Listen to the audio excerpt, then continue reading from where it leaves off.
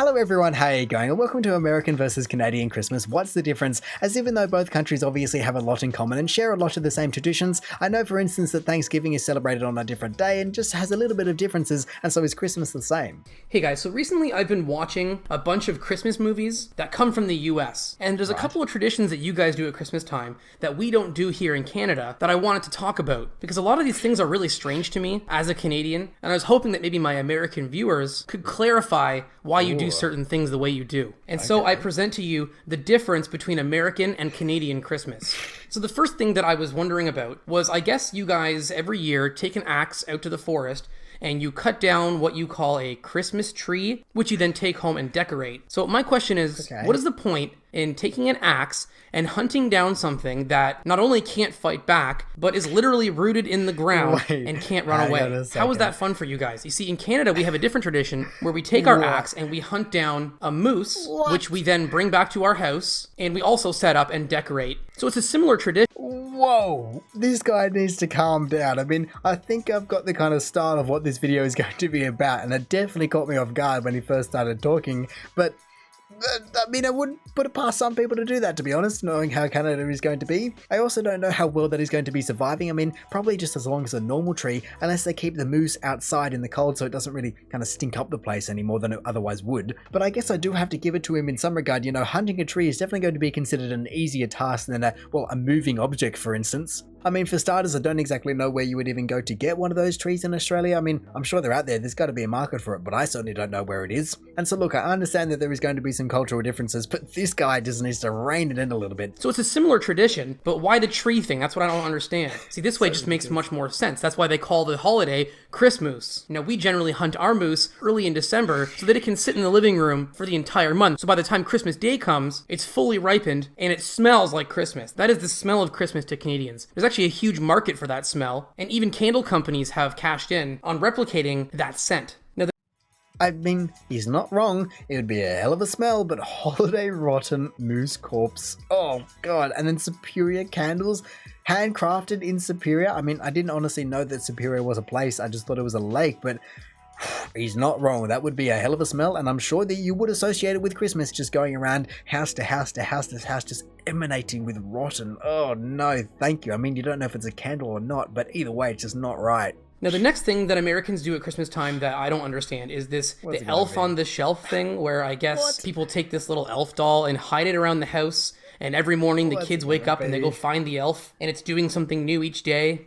Wait, before he goes any further, I don't even want to know what he's about to pull out, but is that really what it is? I never even knew that. I just thought elf on a shelf just sat on the shelf its entire life and never moved, never even got looked at, never anything, but I guess that is kind of like, an Easter egg hunt for Christmas. So I can get behind that. I've just never heard of it before. Which I don't understand how that benefits anybody. See, in Canada, we have something kind of similar to Elf on a Shelf called Homeless in the House. So what we do is, for the month of December, we just leave all of our doors unlocked, and homeless people come, they let themselves in, and they basically just fall asleep somewhere in the house, a new place each day. So that in the morning time, the kids can come down and look for the homeless guy and say, oh, there he is, he passed out in the sink again, or whatever. And it's fun for the kids. See, now this makes more sense to me, because not only does it give a homeless person a warm place to sleep, but then afterwards they generally join the family for breakfast, sober up a little bit, and sometimes even walk the kids to school afterwards. So it's I just have no words. Where did he possibly dream this story up? I mean, sorry, it's not a story, of course.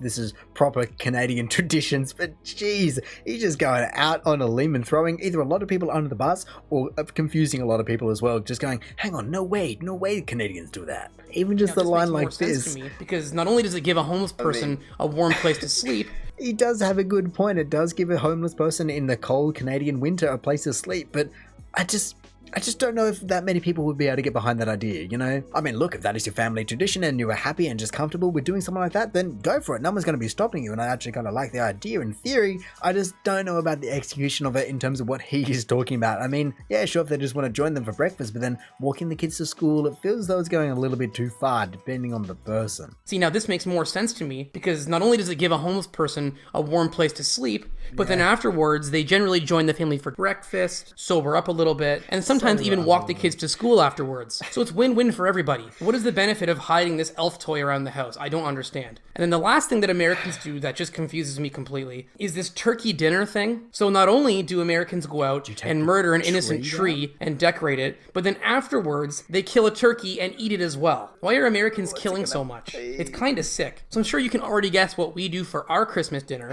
And let me tell you, there is nothing better than a month-old roast moose dinner on Christmas Eve. Why not use what you've already killed? This just makes sense. Yeah, I was right. And look, I don't know if I'm happy about it or not. I mean, I do absolutely love that drawing. That is fantastic. I gotta give him credit where credit is due. But the fact that, like I said, and like he said, you were just taking down this moose and probably just even lighting some candles, really getting the aroma just pumping throughout the house. I mean, can you imagine if every single house was doing this? That would be ridiculous.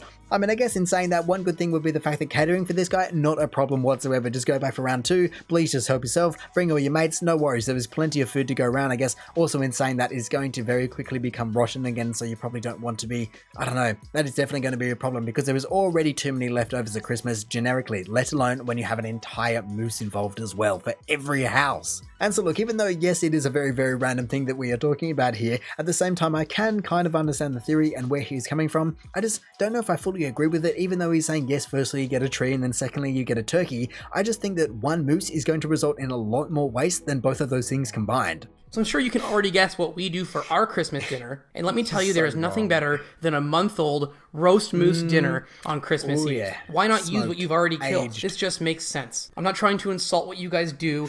I just want clarification so it makes a little more sense. It's just, like I said, it's all wrong. And yes, it's all meant to be wrong, but it's still just wrong. I mean, I love the picture, but it's just wrong, isn't it? A month-old moose.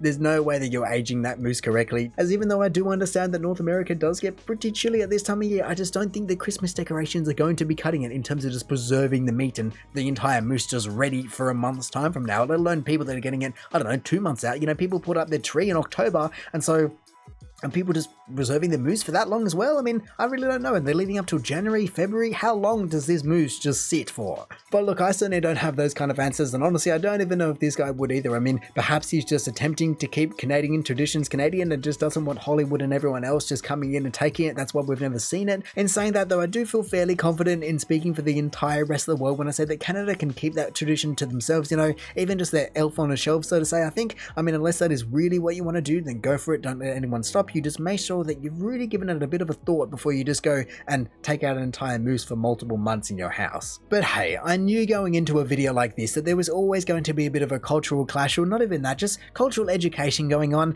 I mean, I can't exactly speak on the reliability and the accuracy of the sources, but at least it's nice to know that for once Canada has its own thing going on. But anyway, in saying that, I reckon I'm just finally going to call it there. So thank you for watching this video. If you did enjoy it, feel free to do the algorithmic things down below. Also, if this is the first video of mine that you are watching, then maybe you want to check out some of the other ones I've made. Also, make sure to go check out the original video down in the description below. Or hey, maybe you even just want to consider subscribing so that you don't miss another one of these in the future. But all in all, have a good one and see ya.